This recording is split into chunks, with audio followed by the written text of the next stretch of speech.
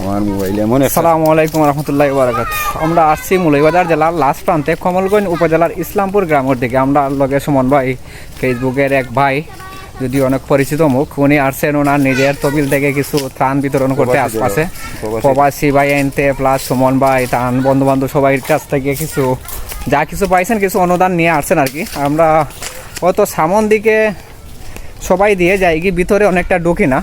তা আমরা রিকোয়েস্ট থাকবে একটা, যে আপনারা সবাই যাতে একটু ভিতরে ডিপলি, যে বাংলাদেশের লাস্ট প্রান্ত যেটা ইন্ডিয়ার খুব কাছাকাছি জায়গায়, এই জায়গাটার মধ্যে অনেক অনেক পরিমাণ ক্ষতিগ্রস্ত মানুষ আছে যারা ত্রাণটাকে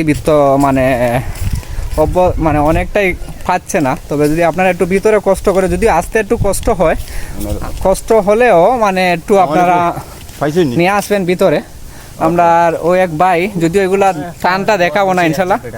আর ভাই ভিতরে আসেনি ভাইয়া, আপনি থানের ব্যাগটা পিছনে রাখেন, সমস্যা না। আমরা এটা এটা দেখানোর দোকান না, এটা পারে না।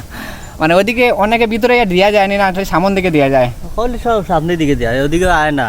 আপনারা আজকে আইসুন এদিকে। আমরা সাধ্য মোতাবেক আসলে অল্প কিছু নিয়ে আইছি, আমরা যতটুকু পারছি আমরা দেওয়ার চেষ্টা করছি, হয়তো আমরা টপিক আমরা যতটুকু পারছি দিছি।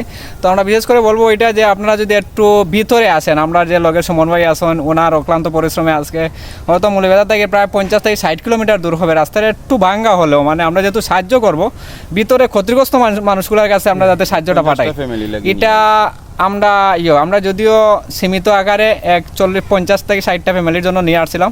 আমরা সেই পরিমাণ টপিক নাই বিধে আমরা পারছিলাম। আমরা যে বাবা যারা ভাই আনতে সাহায্য সুবিধা করছেন, ইনশাল্লাহ আমরা তারা কাছে লাখো কোটি শুক্রিয়া আদায় জানাই। আর আমরা চাই যে আমরা সব দারিদ্র ভাই আইন যারা ক্ষতিগ্রস্ত হয়েছে এরা পাক।